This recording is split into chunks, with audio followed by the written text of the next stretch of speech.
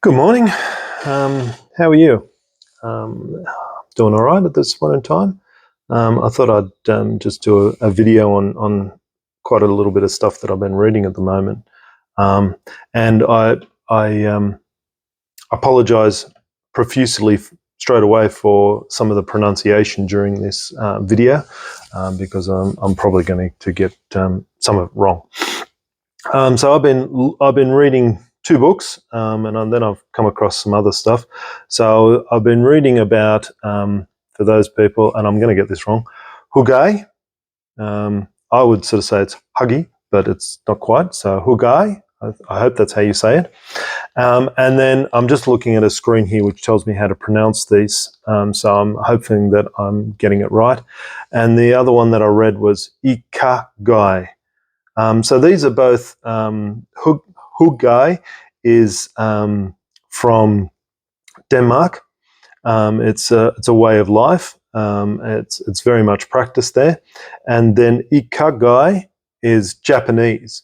But then I've also come across another one which is Lagom, which is Swedish in origin, and then there's another one which Ubuntu, which is sort of southern African.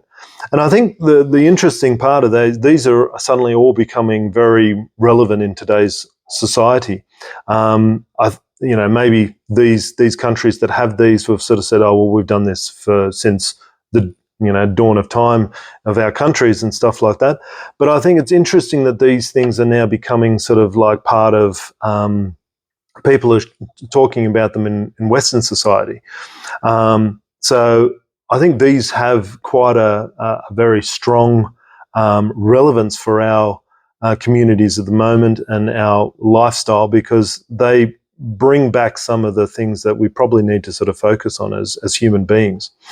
So in terms of the two that I've sort of really researched, which is Hygge, I think what that one really is really about determining I can't even say it, coziness, intimacy. Thank you. You know how you can sometimes not say a word, but it really is about that, finding that moment where you really are just spending some time with yourself and being restful, cozy, feeling comfortable, feeling safe, and just having some quality time for yourself. But the way the Danes describe it is just that it really is just something, a part of it. And then if you layer on top of that just having some good friends together, then it really is just about not being heavy, not being sort of like deep or anything like that, but it's just shared times, shared fun times, shared just intimacy and coziness, and just having removing yourself from the cares of the world. And it really is about, when they sort of the one thing they talk about is sort of the lighting is so important, so that you're not got that harsh down lighting on you. It's really about candles. Candles is a huge part of it. Good food, good friends, and just spending like hours with each other and just really just enjoying that. And so that was really quite interesting, because I think in some countries and some people have really lost that art, whereas for the Danes it's really a core value that they sort of have as part of them, and it's really quite fascinating to read, and it must be a wonderful place to sort of be and be involved in. And they do say that sometimes, because you've got that closeness, it can sometimes be hard to break into that Hygge society or that Hygge close-knit of friends. But they say don't be discouraged. You'll find your own Hygge, and then you'll find that group of friends that you can do that with, and you'll feel at peace. The second one is really around Ikigai. Again, I sort of apologise for my saying of that, but that one really is around meaning or purpose in life, and I found that was very interesting. It's and sort of sometimes the purpose in life doesn't have to be some huge or almighty thing. It can sometimes be something very simple and stuff. But it is really about sort of realising that as you go through life, there is something that you've been put on this earth for. and it could be the same as somebody else, but you should really be doing that thing that gives you meaning, that gives you purpose, and in the end, that will give you such a sense of joy, and you'll just continue wanting to do it. And in Japan, those people that have that then just continue to live and have that purpose in life, and just continue to have a really enriching and purposeful life. And it just means so much, because they don't want to stop doing that. So I think in Western society, we're there about trying to go down the road and look for retirement, and that's the end goal, so that we can get to and suddenly don't have to work. But they're looking at this and sort of saying, well, if I continue to have this purpose in life and I continue to do it, I might do it a little bit reduced, but that is the reason I get up in the morning. That is the reason that I want to continue to strive. That's the reason I want to continue to do. And it doesn't matter what that is. It might be weaving baskets. It might be being a lawyer, helping people. It might be anything. But that sort of feeling that you're getting is really very much then driving you to sort of have that better life, but also want to get up, want to do things, want to be fit and active, so that you can continue to do these this purpose that you found. And that Ikigai is really what that is referring to, that purpose in life. So those are the two books. But then I did look up, and I'm sorry, I'm just looking at the screen here so that I can get this saying correct. Around the Swedish, and this was Lagom. Hopefully that's how you say it.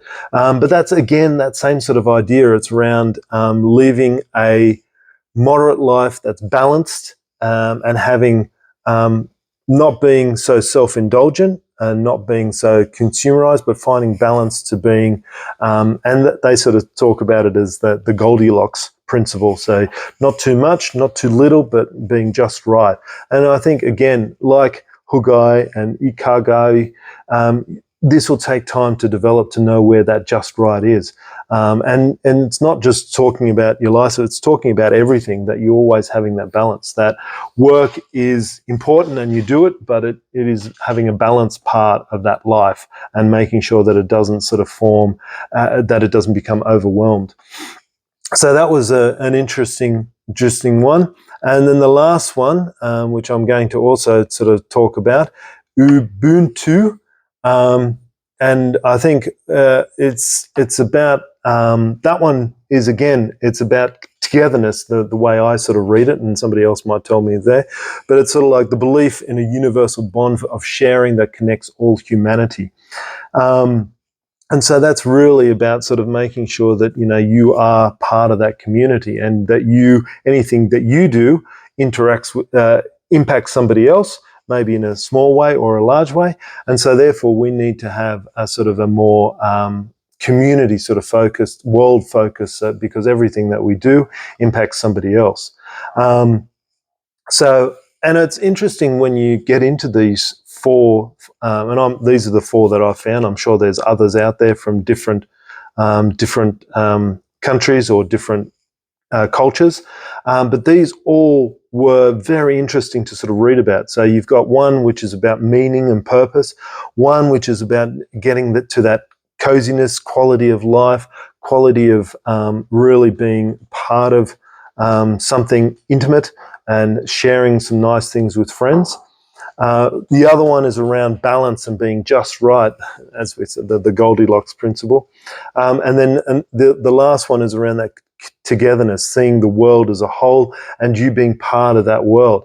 And coming from Africa, there's a lot there where you are very much aware of being part of nature, and needing nature to survive, but then also you hopefully being able to evolve with nature and helping it to survive at the same time.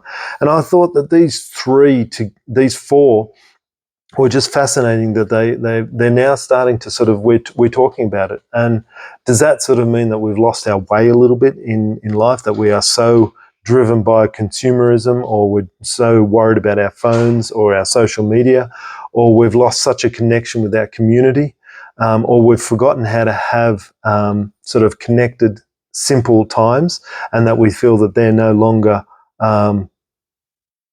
worthwhile, or they don't provide us with the things that we need.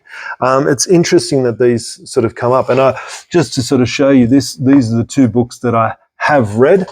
So this is the little book of Hygge, as they say, which is quite fascinating and very interesting book because it was written from a Danish point of view.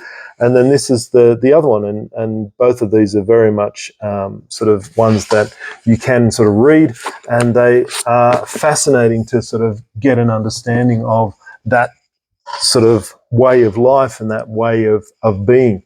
And then like I said, when I read up on those and sort of saw the others, there are then other ways out there to sort of do things and get things as well. So it's really quite fascinating that this is now permeating. And I would, I'm not sort of saying, we're going to follow these, but I think each one of these has lessons for us about how we can just improve our life. And I think in each one of these, the underlying thing that I've found that they all talk about is this idea of mindfulness, being in that moment.